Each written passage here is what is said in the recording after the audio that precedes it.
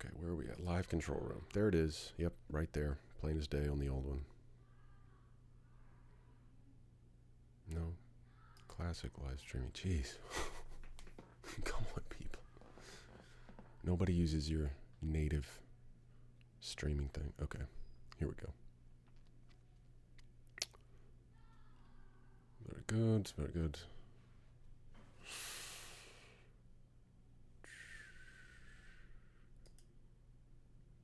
Pop out the chat.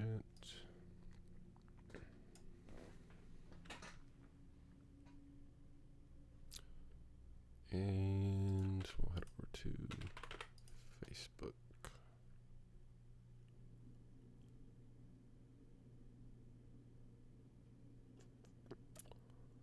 Okay, perfect.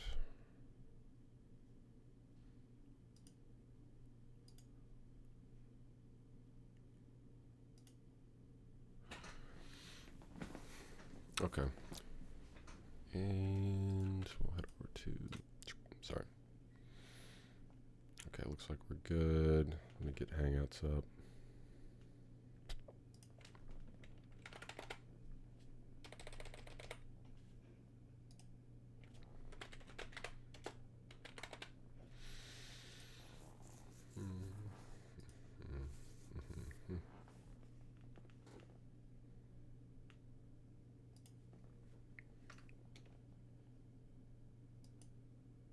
Good morning, Kushal. How are you doing?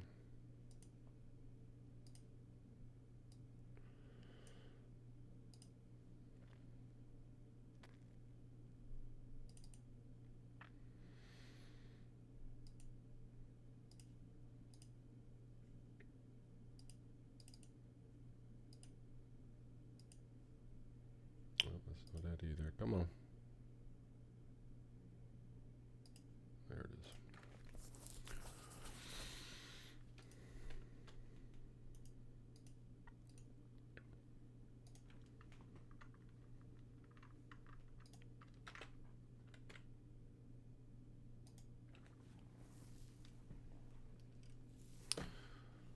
Okay.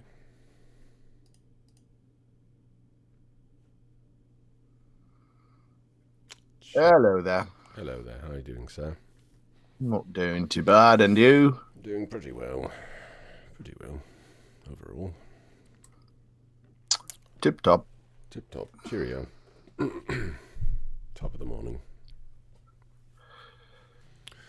All right, let's see. I need to put links to something. I'm sharing the, actually it's our show notes, basically. It's in a Google Sheet. Okay. Gonna put it here or Yeah, we'll put it everywhere. somewhere, Right. I suppose. Yes. Shareable link. Yeah. Inwards link can view. Yes. All right. In Twitch chat, I don't think there's anybody in there. In YouTube chat, there we go. And then in this chat, there we go. Like pen this or something. Pen. Pen it. I want a pen. Oh, pen it. Yes. Okay. Good morning, everyone. So this is Surfing Violinist Podcast. We're going to get into it here in just a moment. How are you doing this week? Don't tell me too much, because it's going to ruin the surprise when I ask you that later. I mean, we're live. No, but this is going to be edited out of the podcast. Just, making sure everyone's who's going to be here is here. It's been an interesting week. I'm working on a big shift in my life. Gotcha. Oh yeah, looks like we might be having one as well pretty soon. Okay, I think we're going to go ahead and dive in. I put a link in. Where'd you put my link? All the chats. What link? Oh, I put it on the video on Facebook. Oh. Okay, I guess a special one. I'm special. I thought I was special. I got it. Okay, you got it. Okay, So here we go. We're starting off. For anybody here who would like to follow along, you can go to that show notes, June 1st podcast notes. Click on that link, and it will take you to a spreadsheet with everything I'll be discussing today. And I'm going to start off with an essay. The essay is called Pipe Dreams. This is a story of a boy who refused to accept reality in favor of pipe dreams, hopeless resignations, and quixotic rebellions against any perceived injustice. I'm 38 years old. I've been a boy far too long. I've been impractical, petulant, and impetuous. In my 38th year, it is my goal to become a man. Yeah, it's a bit late, I know. I have a wife and 2 children, and I am back living with my parents, so it's most definitely time for me to take a step back and see where I went wrong and redirect the course of my life to move from impractical, melancholy, impetuousness to practiced and patient restraint. The first task is to make it clear what I mean by man.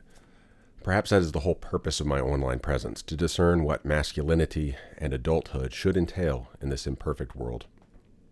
The truth is that I do not know what the ideal man looks and acts like. The best men I have known from religion, philosophy, and history, I only know secondhand, and trying to adapt their own peculiar heroism into a different time, culture, and technological reality has never worked too well for me. And even when I have met great men, much of their greatness has been obscured by my own faulty perceptions or by their own imperfections.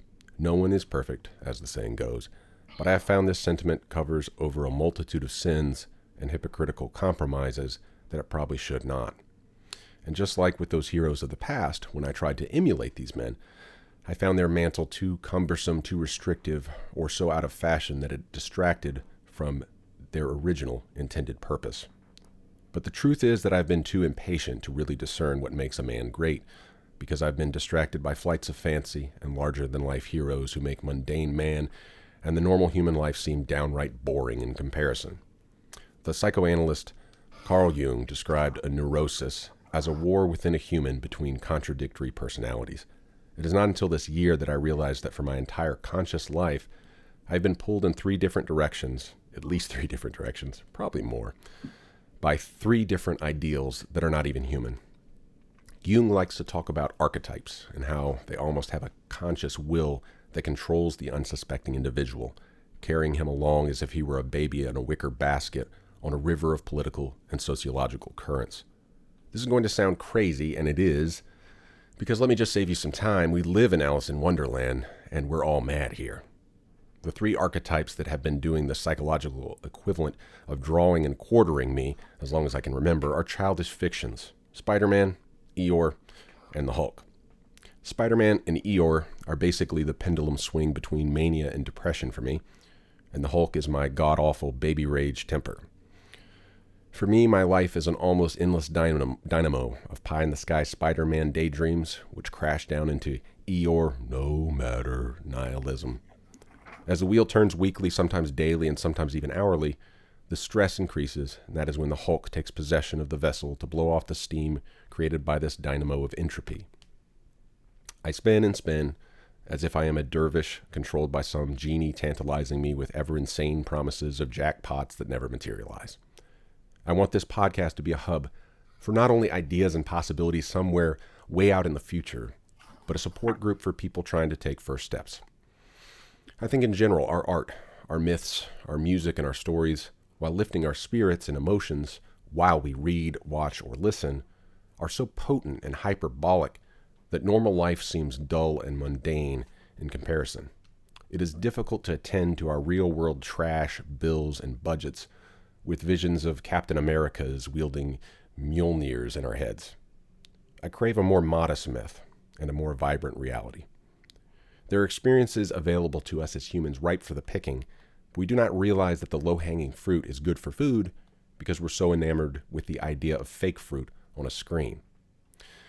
My buddy Judah, here with us, started the Reverse Redaction podcast as a way for us to talk about cultural icons and uncover the bits we tend to overlook that may give us insight on ways we can change and grow. It's about uncovering truths, digging for idealistic gold. The Surfing Violinist podcast is about trying to take that gold that we find and fashion it into something. These first few months are going to be a hodgepodge of ideas.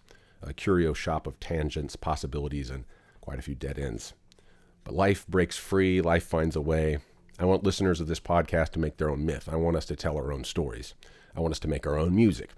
I want us to be the best versions of ourselves we have ever been and store up rations and supplies for the rough times in the future. To be ready to weather the storms of outrageous fortune, capricious fate, and Murphy's Law. I have been an imbalanced creature all my life.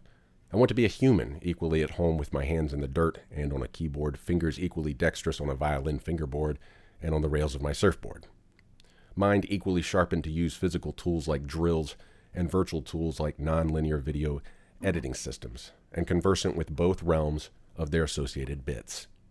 It is my mission for every human being to be a polymath, a digital and physical renaissance of Renaissance men and women, to channel our unique neuroses into creative, cross-cultural, and constructive endeavors. We're all crazy, but that makes us unique. What can we do with our particular brand of crazy? We can learn to leverage our pains, problems, and pitfalls as springboards to something serendipitously sublime. So let's just jump right into it. Jump right into it. We got a ton of creative ground to cover today in the first official Patreon-supported episode of the Surfing Violinist podcast, broadcasting live from my bedroom in Panama City Beach, Florida, and I'm joined by Judah McNeil, broadcasting from Chicago, Illinois. How are you doing this morning? Reporting in. I am... Man, this is the first time I've done the podcast after having a shower, so there's that. We're actually a little bit more prepared. Speaking of patrons, our most faithful patron so far, Harsh Joshi, with his 10-pound donation, saying hello. Thank you, Harsh. Thank you, Harsh. If you would like to support the podcast, you can go over to patreon.com/thesurfingviolinist, or you can do like Harsh has been doing. Not only is he a patron, but he's been donating through the YouTube Super Chat. You can do the same thing on Twitch and maybe branching out. Facebook doesn't offer you that option, but it's fine. We might actually be multicasting to 4 streams in the not too distant future. So what would the fourth one be? DLive. It's a crypto thing, so you can do donations through their own proprietary cryptocurrency. I like. So we might look into that. I need to get some more information on it. So any thoughts on the first essay there, Judah? Yeah. Can I make a suggestion too? Yes. Can we, after the monologue, take a moment of silence to digest it? And not just jump right into it. Jump right into it. Well, I just want to kind of hear what hits you at the top of your head. Ultimately, the ideal will be in a few months. I just don't have time right now. I just got more responsibilities at work. I've got to work today and tomorrow. So I just haven't had time to do this. But one of the things I really want to do, especially now that we're running Patreon, will be the show notes will be in web form. Like I do have a web page. So on FordSues.com, we'll actually have an actual web. It's just not like just like a blog post, but so that people can read the essay, the monologue, and I think that'll be an easier way to digest it than just hearing it, live, or even in podcast form. And the times I've been going back and listening to it in podcast while I work, and yeah, you're right. There's easy to get lost in. So well. I think it's just always good to, what you say has impact. And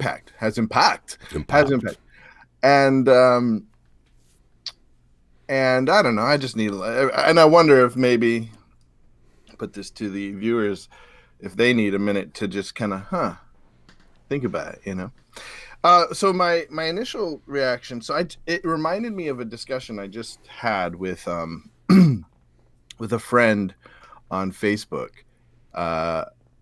Who continually on Facebook chastens people to not derive their value from perfecting a craft. Okay. And so my question to him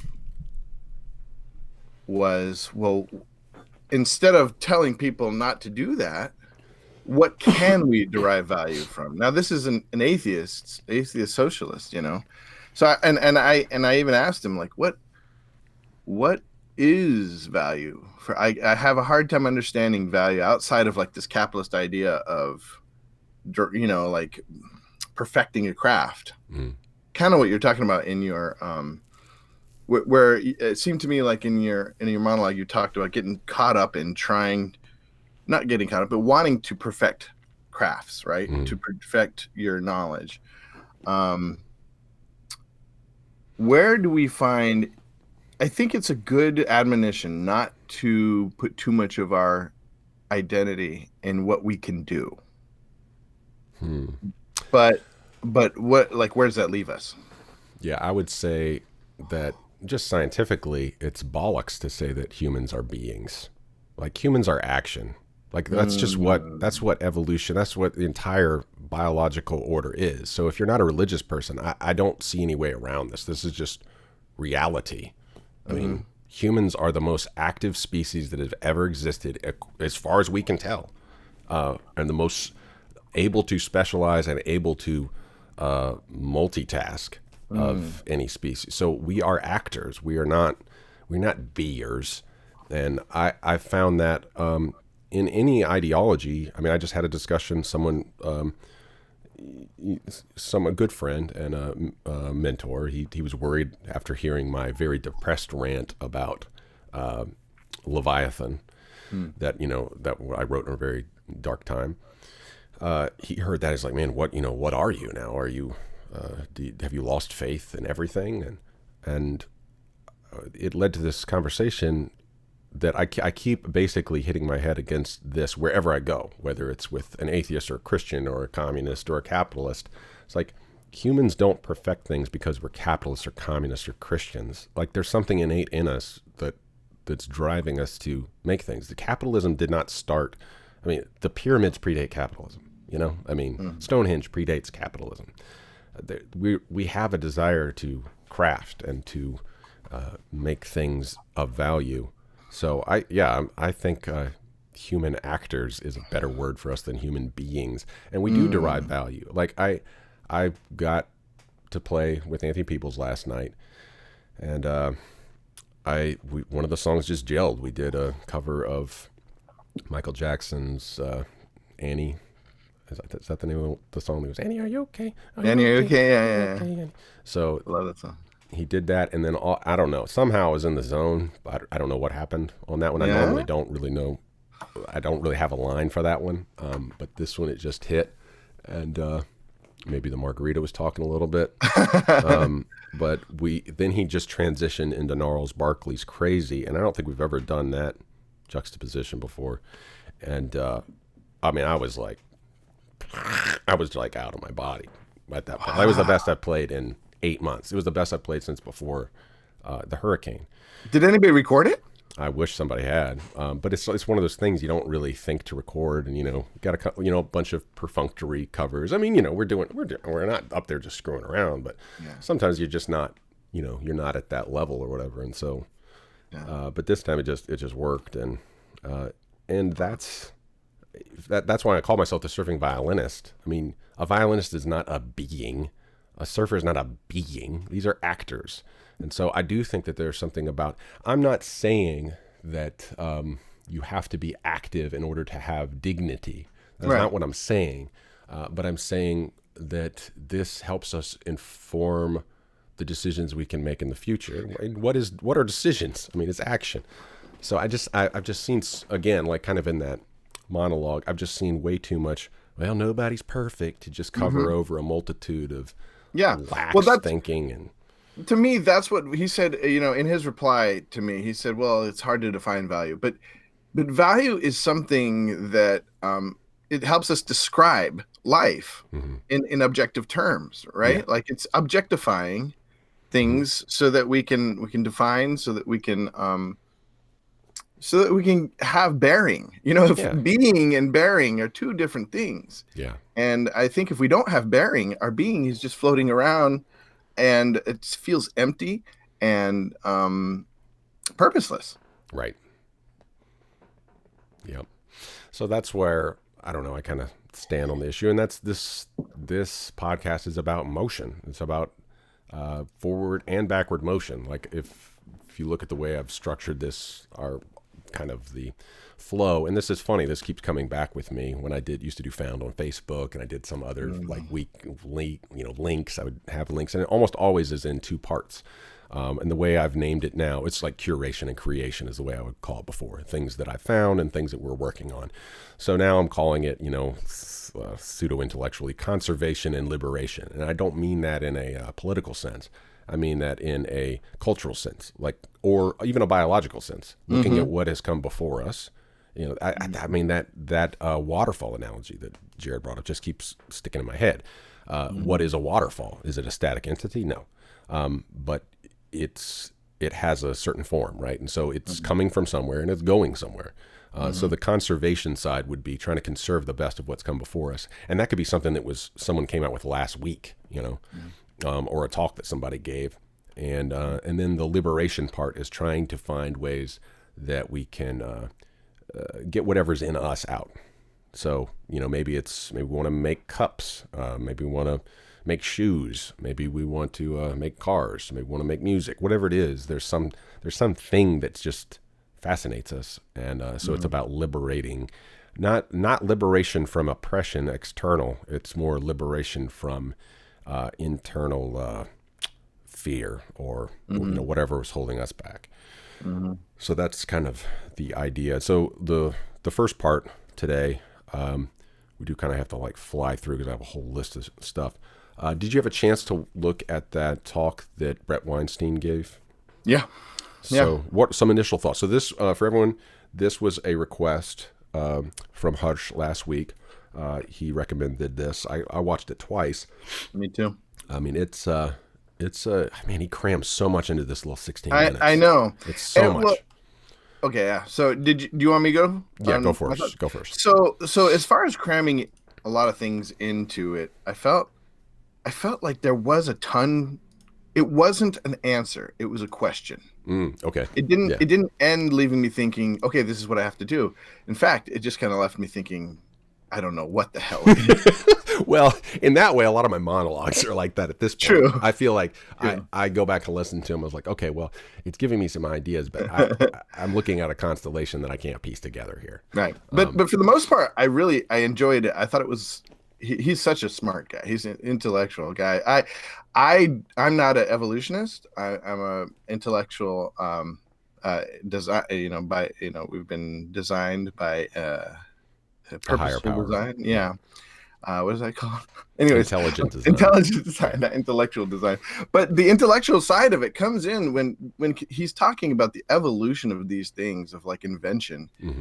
I mean, how can you take away the intentional, intelligent design of it? But so at first that sort of threw me off. But I think he gets past that, right? It's not about the evolutional part about it. It's about just the classic laws of economics. He said it mostly comes from the economic side, and then he said he wanted to go to the evolutionary side. But really, what he was dealing with just plain and simple economic rules. Right. Well, no, he's not. He's talking about biological rules. And so what he means is he's talking about tooth and claw in the natural world, which is a reality that humankind wants to ignore. And so for you, as a person who is a person of faith, who believes in a lawgiver, there is a reason to say, oh, well, we should have justice and equality, and the strong should not prey on the weak. But evolution says exactly the opposite. This is real, and this is how the world works. Okay, so I think the truth is probably both and in some weird, it's something that we are probably blocked off from getting the entire full answer to. But I do believe in transcendence. I do believe in God. And Darwin left room for God even in the origin. So, but his point there, I mean, there's a lot of things I think can sidetrack people from what he was trying to say, because he was actually talking about climate change, because they were asking him to talk about climate change. And he says, okay, so climate change is a symptom of a broader problem, the same problem that caused the financial crisis of 2008, same problem that's afflicting all of our institutions, the Deep Horizon oil spill. He listed all these things. And he said, what is the common denominator? The common denominator is that the market is encouraged to be ruthless, not because of free market capitalism. He never could come out and say that because it would sound too pro-capitalist. But he said it's not because of free market capitalism. It's because of a feedback loop capitalism in which the rich people kind of form this plutocracy that aids and abets their own and eliminates competitions. That's no longer a free market. Like, he never came out and said that, but he's talking about a positive feedback loop in which people who succeed are encouraged to use government as a shield against any competition. And if you look at that, I mean, and I've seen this in every market, every type of human endeavor, in every type of social structure. Politics, playing politics. I don't mean politics as a field. I mean playing office politics always rewards people who are willing to creatively define things, let's put it. And so he's saying something that I think Andreas Antonopoulos has said as well in another, man, I wish I'd have linked to that. Google had said a long time ago that they didn't want to be evil. That don't be evil. That was their statement of faith or whatever. That was their mission statement. Mission statement, yeah. But Andreas Antonopoulos, coming from a crypto currency background, he was saying that you really can't leave it as an option because people will find a loophole. Having a mission statement's not enough. You need to have an architecture that does not allow you to be evil. And that's kind of what Bret Weinstein's getting at there, I think, is that we need more rigorous self-regulatory mechanisms that are not mandated by God or government, but by reality. Like that the game itself does not allow you to cheat. And that's what crypto is. Okay, like that's the whole point of a distributed ledger. That's the whole point of Bitcoin is it's no one can stand over it. It is science saying, no, you can't do this. You cannot break the rules. Oh, well, I have more friends. Okay, I don't care how many friends. This is not a democratic thing, and this is not a totalitarian thing. It doesn't matter what your peerage is. It doesn't matter what your race, your tribe, your nation. This is the rule, and you can choose to play by the rule, or you can go play a different game. But the problem, we've had with human politics and business is that every single game that we've come up with, people have come out with workarounds. And if you think about the American experiment, it was about a system of checks and balances, but that system of checks and balances did not take long to be gamified. Right. And so he says, basically, our system as it is with this positive feedback loop where the winners get to write the rules or redefine the rules, they won by, using steroids, but then they're going to ban steroids after they get in. So if you have that sort of thing, it's always going to reward ruthlessness. It's going to stamp out any competition with people of integrity, people who will follow the rules. So the good actors get penalized.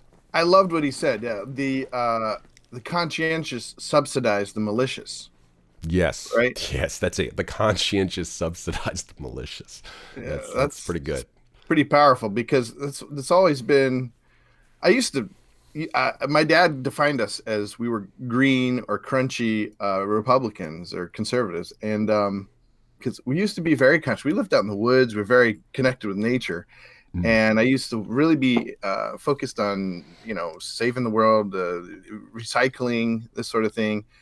But after a while, I noticed that the only people that recycle are the people that care, and it's this minority. And I don't know, it just seemed fruitless. And now that he gives words to what I was sort of feeling, right? It's like it's the conscientious subsidizing the malicious, right? And that's what ends up happening in this ruthless system. And I think the only way to change it is to come up with better protocols. Again, like can't cheat as opposed to don't cheat. We have a referee, but the problem is the referee is human who watches the watchman.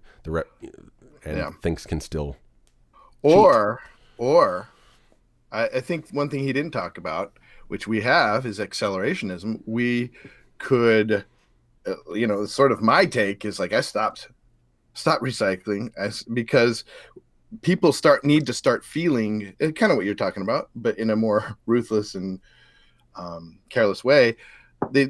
People need to start feeling the stakes, need to start feeling the results of their malady there. And putting a Band-Aid on it, or, you know, painting over it, you know, putting cosmetic fixes on things, it ends up being really an act. It's more of like a sacrament. It's like indulgences, you know. Oh, we're paying for our sins, but it's not actually changing anything. So, I mean, that's really a religious act at that point. It's not a That's right. scientific act. And it perpetuates it. The problem is it perpetuates because it. You're rewarding the players. So what happens is, I mean, this has happened with a lot of the solar energy subsidy stuff. There's so many people that have just gamed that system. It's just like giving money to overseas to help somebody, like after a cyclone or something like that, or after an earthquake. That there's no accountability for that. I mean, at least I know that Google is robbing me hand and foot in terms of, you know, the amount that they take from what I'm getting paid. They tell me what that percentage is, but you're never going to see that percentage when you give to a church or I mean, some churches are better than others. I shouldn't say that, but in general, the rigor with which these donations overseas are handled, sometimes it's not even like Red Cross's fault. It's just like, well, we gave it to this person, and like once it was out of our hands, like $1 million, we don't know what happened, and then later on you find out they were buying ammunition to hurt the people that they were supposed to help. You know, like that kind of stuff happens all the time. And so, yeah, and you're really paying for like atonement.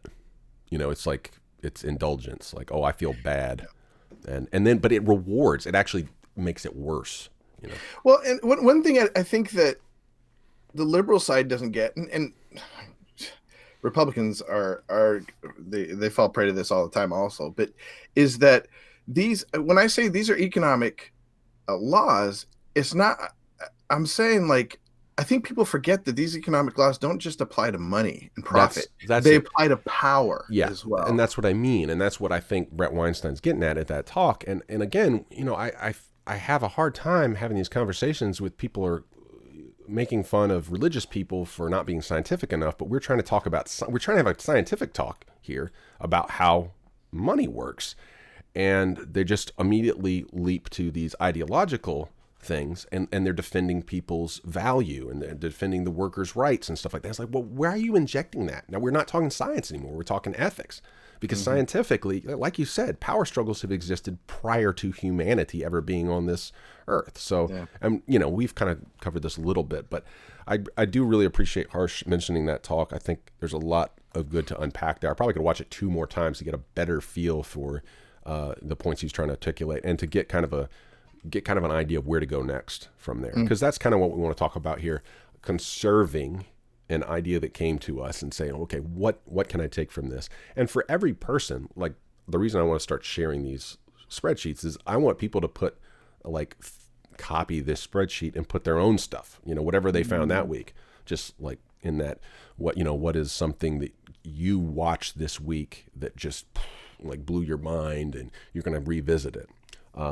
So from there, I'm going to go ahead and move into the 3 topics that have always been a passion of mine on this channel: creative, cross-cultural, and constructive stuff that's encouraged me in these last couple of weeks.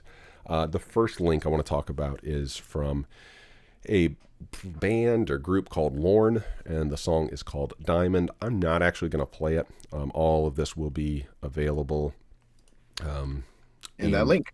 It's all linked there in the June 1st podcast notes spreadsheet. Let me know if you can't see that. I don't think it won't let me pin. It's at the top. I see it. It is at the top. Okay. I think so. So if y'all need a link to the spreadsheet where all this stuff is. But this song by Lorne and the accompanying music video is just, it's a real, it kind of makes you soul searching. It's kind of a go to hell moment. And it's really using video games kind of as narrative and mood creation. I thought this was just fantastic. This really inspired me. It kind of kicked me in the butt to work on a video game with my kids. We've got RPG Maker XP a long time ago. And we were working on a little role-playing game set in a library. So we've got this little rudimentary version where a little witch is walking around and can read some books and stuff. So I was hoping to have it ready this week and people could play it, but it'll be at least another week. But yeah, so that was pretty creatively inspiring to me. Lorne Diamond, especially if you're into chiptune or video game sounding music, it's really good. And also the music video it's amazing what they do with something so rudimentary, and that's what I want to get at. I want us to embrace these rudimentary methods of storytelling and meaning curation and meaning creation using rudimentary means, not necessarily giant, expensive cameras and budgets and everything. Cross-cultural. So we've got a little link here to a video. This guy, he has a YouTube channel, Tokyo Sam. So he's American. I imagine he's American. I haven't really followed up. Kind of like me when I was in India. He's got, at the time of the publishing of this, I think he had like less than 20,000 subscribers. He's up to 35,000 now because this one went viral. And it's the title of the video is GoPro Goes on Japanese Sushi Conveyor Belt. Beautiful slice of Japanese life. This video is just perfect.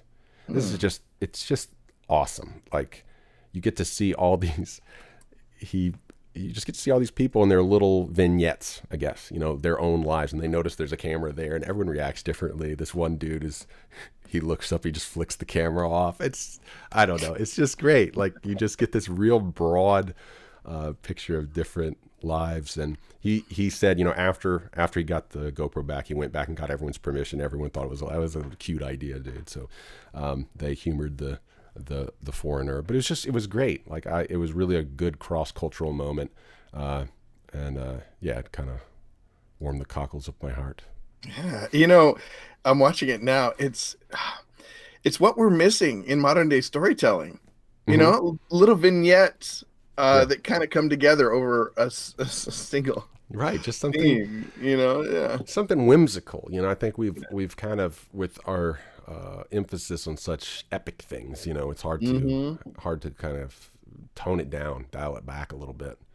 The next one is a constructive bit of meaning from Naval Ravikant. He's a angel investor, one of the Silicon Valley dudes, and he says stuff sometimes I just think is really good. So this is his tweet says, shorter feedback loops means more iterations, and it's the number of iterations, not the number of hours, that drives learning. I love that. Whoa. I think that's a great way to put it. And our problem is, because we have a very factory, and this is where I would agree with, to some degree, I would agree with people who have communist, sort of Marxist, fighting for the proletariat, this socialist ideas of appealing to the working class and just the weight of factory industrialized sort of programming. It's just I do feel that. It's like Pink Floyd's The Wall, where the students are in school and they're going through, like, that scene of them going through the machine. That has always stuck with me since the first time I saw that. And so one of the problems is our school systems all around the world have followed this real factory approach, this industrialized approach to communicating information. And it's just really not how our organic minds work, and say what you want about equality of the sexes and all that. Like, boys in school are not equal with girls, okay? Like, we're dumber in general because we're so ADD. And we're just, we gotta run. My son is in just the run mode right now. Like, just calm down. Like, I'm ADD, but son, you gotta calm down. But like, in this sort of structured society, like, we just keep forcing, like, you gotta eat your meat if you want to eat your pudding. I mean, still true. All this time later, it's still true. That's why we still like rock and blues and rap, because we're just like tired of being. So it's just there. It stays there because our outmoded ways of trying to communicate information and get people to learn. And so what he's saying here, it's not the amount of hours you sit in school or not the amount of hours you sit in front of your computer. It's how many iterations. What'd you learn? So maybe your iteration's 5 minutes doing the math problem. You go away, come back, try it again. And then it dawns. Usually it dawns on you when you're not paying attention. Right. When you're not actually trying. You're like, oh man, this is easy.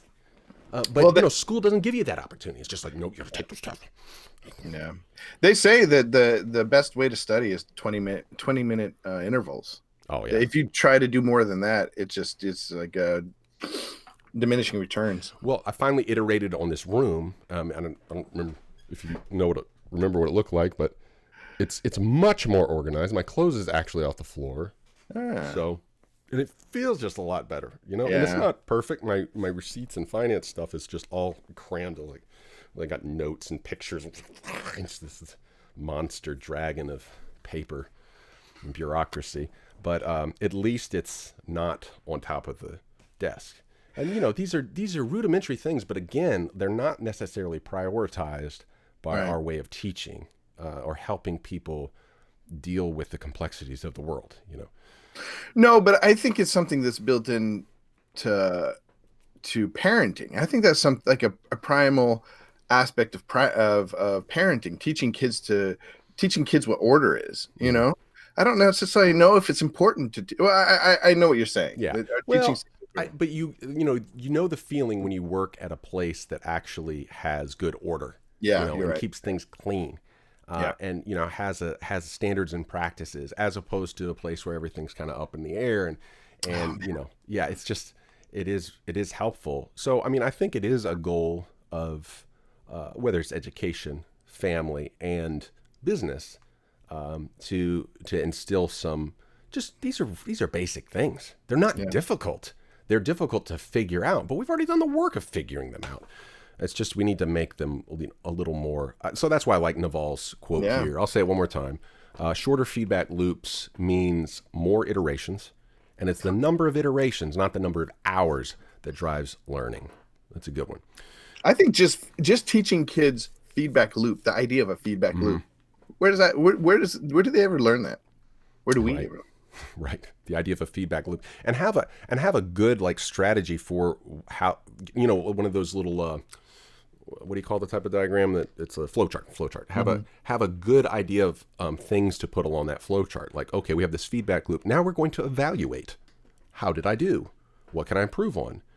Am I a terrible person because I did this wrong? No. Like, you know, get that through our head for some reason. Like, we still have that. And I think maybe that's what your friend was talking about, the value thing. Like, if you're not careful, you can really become depressed because you're like, oh, I just failed everything. Yeah. But, you know, the more you fail in a broad range of things, and you start getting successes in like micro successes, you start realizing, oh, okay, well, this is a little bit easier than I thought it was, you know. And then on the other side of conservation of previous ideas, I wanted to talk about the natural kingdom every now and then. So today I've got this link to something on Facebook. Old Soul Witch is the name of the Facebook page, and it's called A Comprehensive Guide to Yellow Stripy Things. Yeah. It's got a carpenter bee, honeybee, bumblebee, hoverfly, paper wasp, yellow jacket, cicada killer, and dirt dauber. So why I think it's interesting is because people normally will see a carpenter bee and they're like, oh, freaked out. They think it's a bumblebee. And carpenter bees, like it says, acts like it's tough but can't actually hurt you, has no concept of what glass is, lives in your fence, flies aggressively to try and scare you away. And they're big and they'll get up in your face. But they're the most harmless little things. We had one, he was like our friend on one of these jobs we were doing. Every time we go out to take a smoke break or lunch, he would just be sitting there hovering like right in front of our face. Hey, guys. Hey, how's it going? And bumblebee, you see a bumblebee and you're probably freaked out by them, but they're actually pretty low key too. You can even pet them if you're feeling real adventurous. But the yellow jacket, on the other hand, wants your food and will fight you for it, never leaves you alone, will sting you just for the heck of it, is just a jerk. They are one of the most stupid, annoying entities out there. And I have been stung for them trying to come get my food. I've known at one of my camps I worked at for eating one of those. Oh, wait, you ate one? Yeah, I freaked out the kids. I secretly pushed out the little stinger, and then popped it in my mouth. Okay. And chewed on it, and they thought they just went bonkers. Yeah, back in college, Judah had the dubious award for eating the most weird things. He ate a slug one time, I think. Forgot about that. Yeah, slug. Yeah, we went through that weird phase. I don't know. I guess in lieu of we were we're pretty conservative guys. So in lieu of drinking, we would do stupid things, eating stuff. Yeah. So that pretty much concludes. Oh no, I did a couple news items. So Akira adaptation is happening, live action Akira adaptation. So and I thought so. I wasn't off. Remember, I said there was one. oh yeah. Oh, you're right. Okay, so maybe you predicted it. So because I was talking about the old anime. Yeah. But so Taika Waititi, the director of Thor Ragnarok, is doing it. Nice. So I mean, I think there's hope. Yeah. I feel like he could pull it off. I'm not quite as hopeful for the Cowboy Bebop live action adaptation, which apparently Netflix is doing. I haven't looked into that one. So, well, also, if you want to like keep up with movies that are coming out, I went back. Remember, I was talking to you about Hollywood Stock Exchange. It's still up. Oh, really? Yeah, it's still a game you can play, and it has all the like. I mean, it's like this marketplace, this fake marketplace where people like talk. It's just talking about upcoming films, productions, Right. whether they're going to do well or not. Pretty interesting. So that's hsx.com. Okay, that's cool. Final thing on the conservation side, preserving what came before. So this is something I'd like to do on this podcast, and there's not going to be a time limit for it, but we're going to have a little segment where I talk about this, and I'm going to reread and reverse redact a book that changed my life. And I'd encourage all viewers to do this. Like if there's some book that changed your life, I'd love to hear about it in the chat on the week. You know, like this one book changed my life. I went back and read it and it's garbage. You know, I think I'm going to have a couple of those moments. But I'm going to start one that I think I still will like a lot. And that's Brave New World by Aldous Huxley. I talked a lot about Huxley last week. So it hit me this week. It's like this would be a good one for me to revisit. This is one of those books that I kind of know the flow by heart. So I think it'll be interesting after all I've experienced these last few years and been kind of in a dark place to come back and revisit Brave New World. Because I think he predicted a lot of what we're dealing with now in terms of consumerism, kind of just lulling us into this resigned, like, oh well, at least I can Netflix and chill. So it's pretty. The Christmas pretty simple. Cathedral. The Christmas Cathedral. There he is. He's got the Santa. All right. So moving on from, well, let me ask you, what would be a book that you'd be interested in reverse redacting that influenced your life? Book that I've been meaning to go back and reread it because Zen and the Art of Motorcycle Repair by Pirsig. What's his name? He recently passed away, but when I first read it, I was living in Montana, and it's about driving. This guy who drives, he's kind of going crazy, and he's driving with his son through Montana and trying to teach him about life. I want to go back and see if it still holds up for me. If some of the things, Interesting. Yeah. So I that made me think of a book when I was playing violin in a youth symphony over in Tallahassee. We drive over, and I was reading this book. It was called Z for Zechariah. They actually adapted it into a film. Chris Pine's in it, and I want to say it's Chiwetel Ejiofor, who's like the legend. The way they adapted it, it looked like the female character was too old. I think they had to just make her older because the book was real awkward because she was young. She was like high school aged, and there's like an old man, and it gets to be a real weird relationship. Like you can't really tell his motives. And that book did stick with me because it's a post-apocalyptic setup. And what's it called? Really again? interesting. Z for Zechariah. Z for Zechariah. You mentioning that for some reason popped that one in my head. And this is another post-apocalyptic. So I'm going to start with this one. And I think weekly I'll be just giving just a few comments or thoughts, kind of in the reverse redaction mindset. So, all right, moving on to the next part. And this is where we're going to talk about creativity, moving from conservation to liberation. What are we going to do about it? So if we're, part of this podcast experiment that we're doing, interacting with what has come before, and then what are we going to do about it? Mm-hmm. So this week I started something. There's a link there called Dubstep Cadence Run Playlist. So I've been trying to come up with this idea, It's just too long to explain. But basically, I've been trying to do a workout routine that works for me, that's quick, that I don't have to pay money for, and is not going to be destructive to my body, and also is fun. So all those things. So I've tried everything. I've tried, paddling, getting ready for surfing. I've tried boxing. We would do these deep breathing workouts and stuff like that. I've run the gamut. And I think I've come on what I want to do. So basically my goal with dubstep cadence runs would be to put Peloton out of business. The idea is you just take a playlist and you have dance moves interspersed in the playlist, like at certain beats, almost kind of like a ballet or something like that. In terms of thinking like my symphonic background, it's almost like a scripted sort of thing. It's less improvisational. And so you have basically these beats at certain, maybe like a drop or something like that in a dubstep song.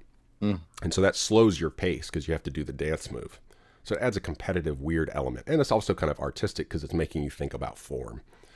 And then you have to make up the speed, get your pace back up in order to keep pace. So the idea here, I was thinking about how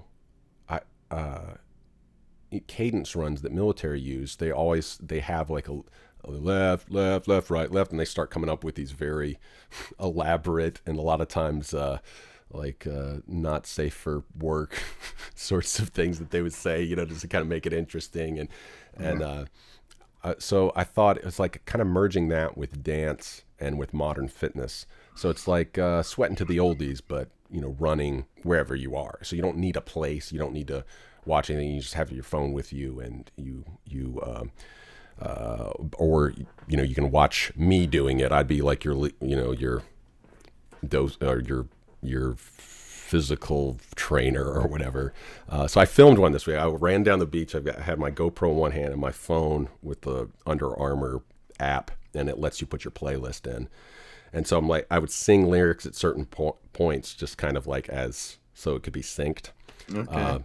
But I had a lot of technical difficulties. It's very difficult running on Panama City Beach. There's kids all having which actually kind of, I like that too, because that adds another cognitive element to it. Right. Well, and like an obstacle. It adds an obstacle. But then something happened with my phone. It shut off in the middle. So I haven't gone back and looked at the footage, but that's kind of the idea. It's I think a way to merge, because I think that's one of the things that made Tae Bo and a lot of these things work for certain segments of the population. And I think one thing that I missed, one of the things I liked in India was because of Bollywood, dudes dance in movies, at least. But there is a connection there. And I always did kind of resonate with that, even though I'm the whitest white boy who cannot dance. I think I'm really missing out on something. And music has been, I guess, the way that I channeled all that. But I think nerdy people are missing out on the beauty of dance. I think we tend to think of it as only in a sexualized way, and so it just kind of it just restricts. There's a whole part of life that a lot of shy people are missing out on. Nerdy people are missing out on. So, well, I wonder if an important component of this is a partner. Each person has a GoPro, and that way you don't have to hold it while you're doing it. Yeah, that's true. I eventually we'll get there. We'll probably incorporate the drone at some point, and then it can fly in front. And I got to get that fixed first. So that's kind of the idea. I'm just teasing that out and making people look like, what is this guy doing? I didn't start doing the dances. I would start doing like a skip on one step. I'm trying to think about how Dance Revolution could inform it a little bit. So dubstep cadence runs. I got a link to the first Surfing Violinist dubstep cadence run there on SoundCloud. 3 of the songs are free. The 4th one, it's the MGMT. How do you actually pronounce management when you say MGMTs? The band MGMT, or do you call it management? I've never actually seen them live. Anyways, someone did this remix of MGMT's Kids, and it's one of my favorite songs of all time. So that's the final one on there, but it's not for free on SoundCloud. So you can hear the first 30 seconds of it.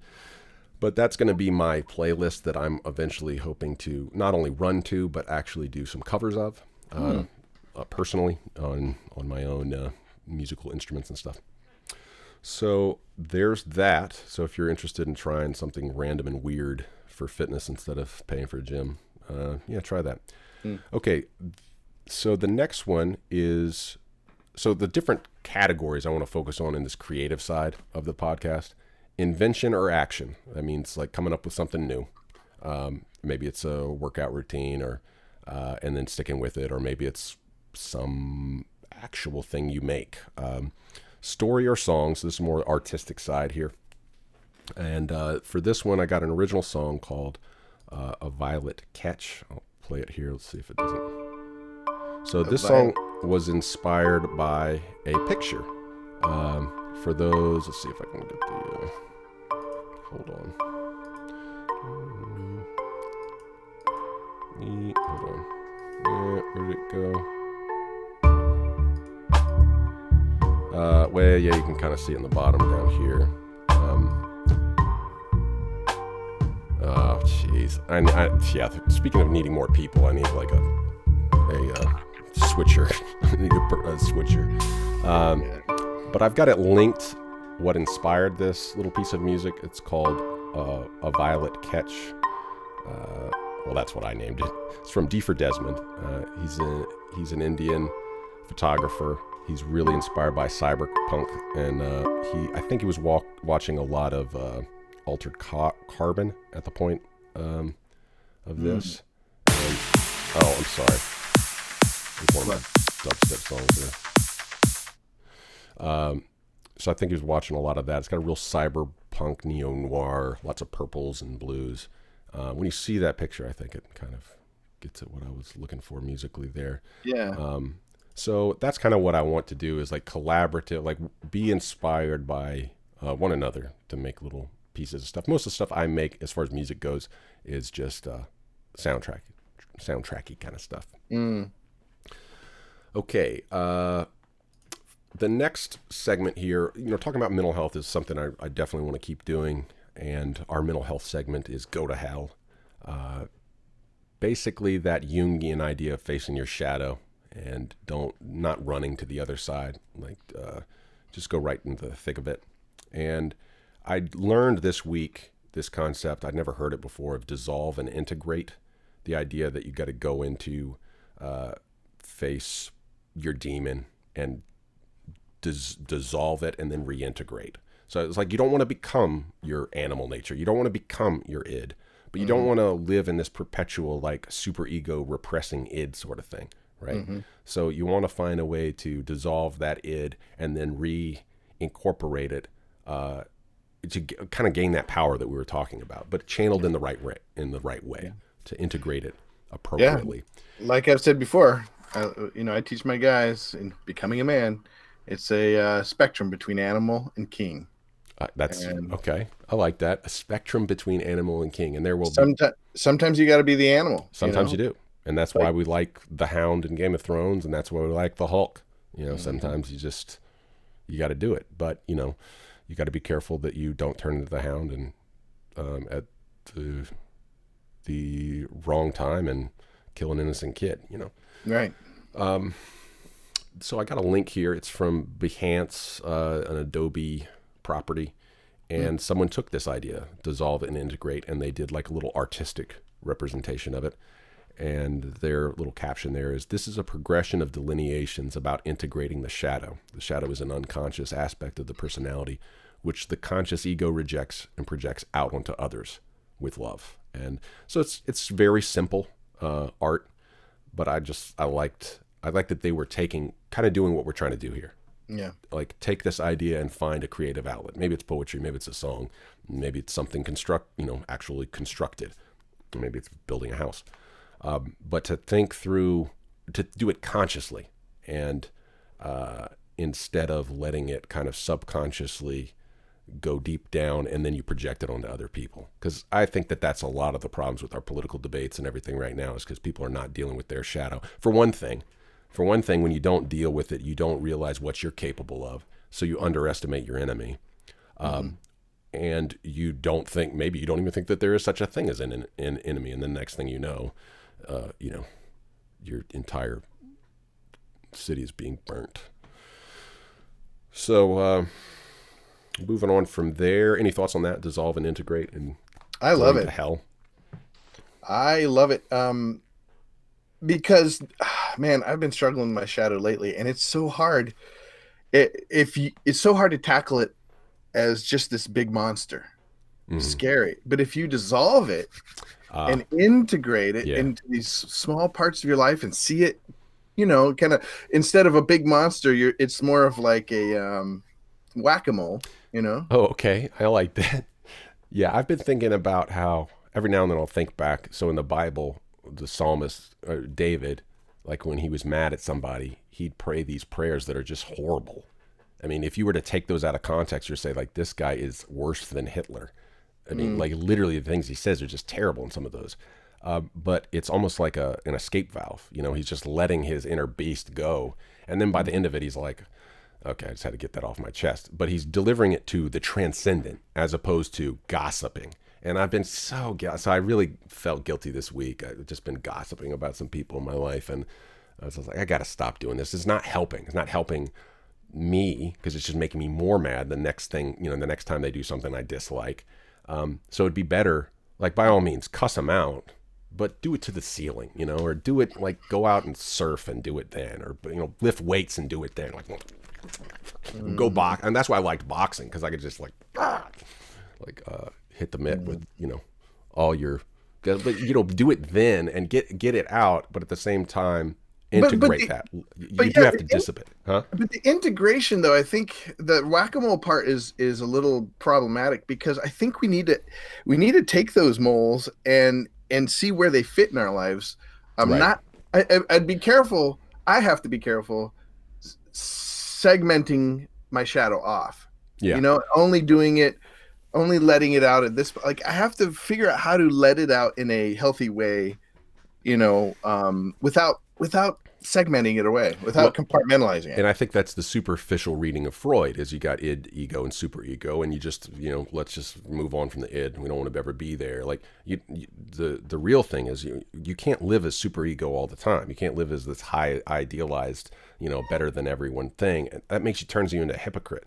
And then you hide that thing, and then it festers, and then it gets worse and worse, and it manifests in really weird, kinky ways. So you want to find, like you said, I think you have to face it face to face. So this week, after hearing that, dude, the night I heard that podcast in the day while I was working, and then that night I had this dream, the worst dream I've had in 15 years. I was in my bed, and I looked into the corner, and there was what looked like claws, and it looked like tape on the claws, and then they started multiplying. And then these things came out, and it looked like there were giant scorpions with crab claws, and they were coming out of the corner.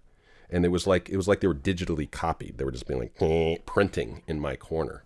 And I jumped off the bed. Apparently Joe Rogan would have been proud of me. I spinning back kicked the TV off of the nightstand onto the floor. No. And Melissa's like, "What is going on? What are you doing?" I'm like, I couldn't talk. I was staring at the corner. I swore that they were there. I swore it was in the corner. I just was like, there's something. And then I realized I was awake. I was like, okay, there's nothing, but believe me, there was something. It was really surreal. That's happened twice in my life. The last time was about 10 or 12 years ago. I don't know what it is with me and crustaceans and arachnids. But there was this giant millipede-looking thing. You remember how in like episode 2, when they're trying to kill Princess Amidala, Star Wars, and it's like that millipede-looking thing. Yeah. And it was like just like that, but it was like 6 feet long. And I did the same thing. I was like superhuman jumping. Maybe I am Spider-Man. Okay, like I jumped like across the room and landed on this recliner. And Melissa's like, "What are you doing?" Like, there was a 6-foot centipede in the bed. So anyways, I dealt with my my shadow a little bit. It was just so weird that popped up, but you do have to face your demons, or else they will become you, or something. All right, I'm gonna some lighter topic here. Moving on from Jung and hell. Giant centipedes in the bed. So in the last couple of weeks, This next story. In the last couple of weeks, Deadspin apparently every year does a Name of the Year award, and people basically have brackets. I'll read some of these names, and you vote on them. So this has to be real legal names. So here's a couple: Al Prentice von Slatten, Bear Spiker, Paisley Boney 4, Mustafa Tuna, Chastity Gooch Fant, Jamario Charleston, Ecclesiastical Denzel Washington, Syndronica Red, Corey Fastlane, Tupac Isme, Candy Button Disco, General Booty. Anyways, these go on forever and ever. So I went to Bay High School with a guy named Pope Thrower. He's our local legend this week, Pope Thrower. He's a year younger than me. He's going to be very successful. So he entered this contest, and I think the reason he won is because someone drew a picture of Pope Benedict. Or wait, who's our Pope now? Who's the Pope? He's not my Pope. What's his name? I don't know. I can't believe I don't remember his name. Oh, to my Catholic friends, I'm sorry. But they got a picture of the Pope, and he was in a catapult. Pope Thrower. I think that's what won it. So he got all the way to the final. It was Pope Thrower versus Jizya Shorts, and Pope won. So he's our local legend, the Deadspin Name of the Year, Pope Thrower. Our boy. I just couldn't believe it. I saw it pop up on my Facebook feed. I'm like, oh man, Pope Thrower. I know someone famous now. Okay, final thing is make your own myth. So this week, me and Satya and Rohan started building this little game, and it's just a library. That's what Satya wanted to do. She wanted to build a library, so we made a little library, and it's actually kind of playable. And Samuel Tarly is going to feature in it from Game of Thrones, so it's going to be kind of it's going to be kind of interesting. It's playable. So I'm gonna try to incorporate some of this stuff in. Got some. Do you earn chain links? No.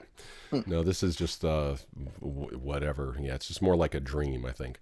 But so I started working on that, and I just wanted to contrast that, just the rudimentary thing. Again, going back to Lorne's Diamond music video, the rudimentary opportunities we have with our creativity, rather than looking for these, big in the sky dreams.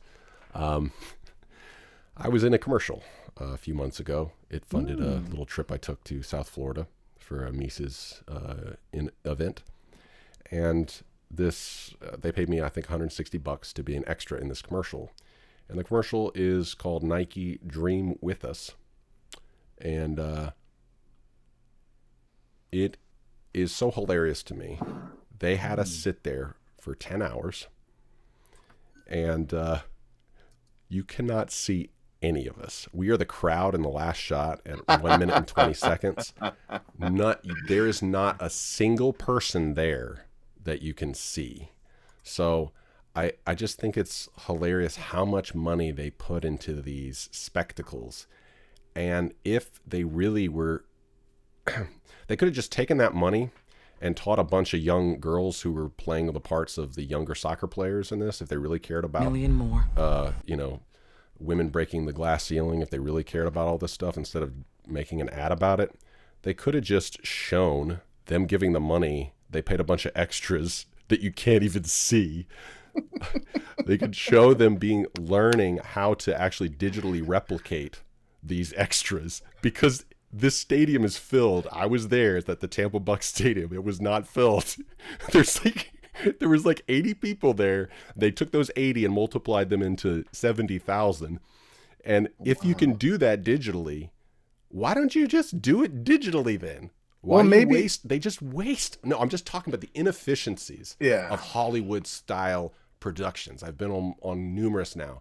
They just don't know how to manage things, man.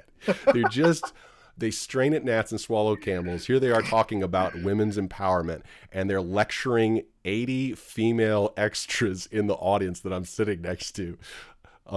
Men, mind you. Men, like, shut up! Background, shut the hell up! We gotta get this thing going! Shut the hell up! They call background talking to young girls as chattel while they're talking about fulfilling your dreams. Just the irony is just so hilarious to me. Anyways, this commercial is just so badly built. I mean, because I got to sit behind, but man, it's again, the ironies of it. It's like, we believe in the right of the working. Like, okay, well then how about you treat your workers with dignity? Like, instead of treating them like chattel. Like, it was just the most cynical. It was that ruthlessness thing we're talking about. Bring it full circle back to Brett Weinstein. It's the rewarding of the ruthless in these systems. It's not capitalism. It's just crony, self-indulgent, subsidized bullcrap. And it so much reminds me of like taking a time machine back to like pre-Downton Abbey. It's this feudal system. It's like, oh, we are up here because we are the experts. Like, dude, I can run a camera just as good as you. Give me a break, man. This stuff runs themselves now. Like, we got technology that does all. You can have a freaking drone shoot the commercial and not be able to tell the difference. Our phones, for crying out loud, are 4K now, and you got to have a $500,000 camera out there. Like, give me a break, man. The whole thing is just an exercise in stupidity. It's funny. Did you ever finish Rick and Morty? I just couldn't really get into it. Okay. Well, you got to check out at least this one episode, because you said you went down for like a Mises convention? Yeah. Mises. Well, a what? Mises? Mises, yeah. Oh, okay. Because there's this one character. He builds this thing where you press it, and this blue guy pops up and says, "I'm Mr. Mises. Look at me!" And they have to. The only reason for their existence is to help you do something, and if they can't help you, they keep multiplying and multiplying if they can't get you, and they can't die. So anyways, it's hilarious, but it made me think of this, like, the multiplying the people. Anyways, and I thought you said Mises, but you got to check out this episode about Mr. Mises. It's brilliant. So I'll go to chat real quick here. We've made it through everything I want to talk. Man, we made it in an hour and just under. So I'm going to go ahead and already change a rule on the surfing violence. We've already broken our hour and 11 minute time limit once with Game of Thrones. It was 1 hour and 20 minutes for that one. I'm just going to not follow the rules that I already made. Chat interaction. So Harsh said 2 10-pound donations. Thanks again, Harsh. Wow. What you've said is very much along the lines of integration theory. There's a London-based group called Rebel Wisdom who works with young men on this sort of thing. Cool. I have not heard about them. They think that Jordan B. Peterson is a good example of someone who has his shadow well integrated. They have a YouTube channel. You may want to look them up. Okay, well, we will check that out this week. I'll put that note in there right now. Rebel Wisdom on YT. We'll check that out. All right, let's go back through. I'll start with YouTube chat and see what we got. It looks like we got a little debate going on here. I did want to go back. Arjun said, I have depression and stopped believing in God, which made me more depressed. And even, and this is why I think Jordan B. Peterson has been so instructive for a lot of people who used to be people of faith. It's really resonated with a lot of monotheists because he kind of comes at it from a Judeo-Christian perspective. But he never outright says that he believes in this stuff, and he has a much more scientific approach than you're ever going to hear from a preacher. So I think he's been like a place of encouragement, almost like a 12-step program for disillusioned, angry, or frustrated men. I mean, and women, are there too, but I do see a lot of dudes. And I've had that same depression. I still believe in God. But he says, even if you can't believe in God, you see the ideal, this notion of the ideal. He talks about that with Pinocchio, that when you wish upon a star thing, when you wish upon a star, it makes no difference who you are. Like that's a transcendent ideal that you can shoot for something, and it's bigger than you, and it kind of calls you forward. Not only shoot for it, but like a stream that you can join. Right. Yeah. Like some people talk about God as like the universe, like, and I can see how that can be helpful too, Right. But yeah, just the idea that something in like the 12-step programs that help people get out of addiction, a lot of them have a higher power that they talk about, and it's not necessary that a lot of them even believe in it, but it's just something to kind of get them off of themselves. One of the things I think, he was a Christian writer, but I do like the way he put it is, we need to be more self-forgetful sometimes. Sometimes it's not just that we're too down on ourselves or too proud. It's just that we think about ourselves too much, and so then when something bad happens, we think it's on us, and sometimes it's not. It's just things going wrong. Like it's not always karma. It's not always what you did. It's just the world's weird, man. It's just weird. We won't be coming to India anytime soon, unless someone wants to bring us over for a job or something. Hey, just start a petition. Start a petition. Get Ford to be a villain in a Bollywood movie. I will get punched out by Salman Khan. I'll take the punch, baby. I'm ready. I'm ready to take Salman Khan punch to the face. Shah Rukh can even beat me up. I will let Shah Rukh beat me up. And just no stunt doubles. I'll get bloody for Bollywood. You heard it here first. I'll get bloody for Bollywood. So if you want me to come to India, I'm ready. But I gotta have my expenses paid. Like, you can't go back under my own steam anymore. I'm not gonna talk about Modi this week. I do want to talk about Prime Minister Modi, Brexit, and Trump eventually. I don't even think we'll do it this month, though. We'll let it blow over. It's never gonna blow over. I think we are seeing something very interesting culturally happen all around the world, and I think it's a sign. I think it's a blip. I don't think it's going to be permanent. I think it's going to be kind of a temporary flare-up, and it'll kind of fall back into Labour, Democratic, and UPA.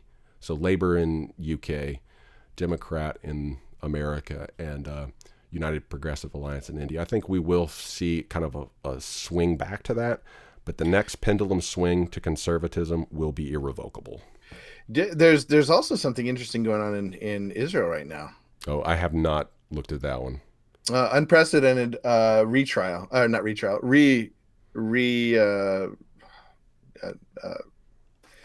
elections. Gotcha. Okay, a lot of debating about politics. I'm not going to comment about that.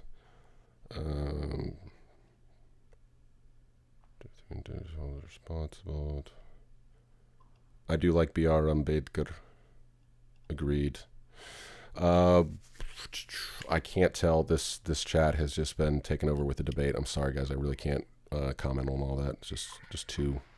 Yeah, if anybody ever has a question for us in particular, not for each other, like maybe tag us or something like that. No, put just put a bunch of stars, a bunch of asterisks before it, and it'll pop up for us, or tag us.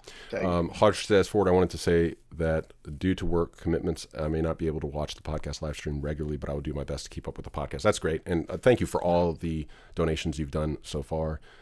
Much appreciated, Hodge. Another £20 donation. Thanks so much. And in the Facebook chat, we've got Jared mentioning that time I ate that habanero pepper, instantly hated life. I've done that a couple times now. Yeah.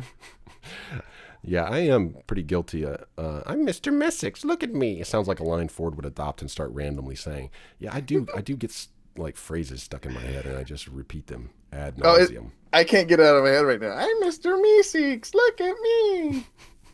Okay, I guess I'll have to check it out. You have to watch the episode. All right. Well, thanks to everyone in the chats. We will be making some changes. Hopefully, we'll be able to get a website a little more actually presentable. Right now, it doesn't really. It has one blog post I did a while back. And if we can get these show notes up on that'll make it easier for everyone. Thanks everyone for tuning in. Me, Jared, and Judah are going to be back shortly, and we're going to do a podcast reverse redaction on, what are we doing? Avengers. Endgame. So me and my kids finally caught up with it this weekend. So we're going to give our 2 cents on Avengers Endgame. And I'm just curious to dive right into it. Just flop into Flop it. right into it. Just belly flop right into it. Just triple gainer Misty flip right into it. What the heck is that? But not knowing what y'all think. That's what I want to do. Yeah. I might have one thing that anyway, we'll talk about it. So we will be back in like 10 minutes. Well, not back here. You'll see. We'll be on the reverse redaction. Let me just share channel on YouTube. Oh, I just spelled it wrong. Reverse redaction. YouTube. Yeah, I'm just getting it. I'm gonna put the link in there. Here we go. Link for Facebook users and link for YouTubers. And Boom. Twitch, you don't get a link because nobody's chatted at all, man. Twitch, what are you doing, man? Come on, dude. Hey, one of these days we're gonna do like a Twitch, right? Where we're gonna play a game together and in character of something. That would be fun. Yeah, maybe we should do that sometime. Myth. I would like to get back to playing League again, but I cannot do it. Melissa suggested October 10th, the anniversary of Hurricane Michael. And then if I can get to that, my year anniversary of working, that'll be my reward, is to go back and play League of Legends and own 7-year-olds in this game. I'm so good at that game. And in 7-year-olds. I'm so good, dude. I just smash their faces in it, dude. So almost every Saturday, Joseph Rhodes and I play Dota. Inferior game. League of Legends Master Race. For 7-year-olds. Yeah. All right. Correct. So, anyway. All right. Until next time. I still haven't worked out my, I'm just going to say my old one for now. Keep it creative, keep it cross-cultural, and keep it constructive. Podcast listeners and viewers, thank you so much for stopping in. We'll see you next Saturday, 9 a.m. Central Standard Time. And check out the podcast if you're watching today. Look up the Surfing Violinist podcasts on iTunes or Stitcher or wherever you listen to podcasts. Thank you.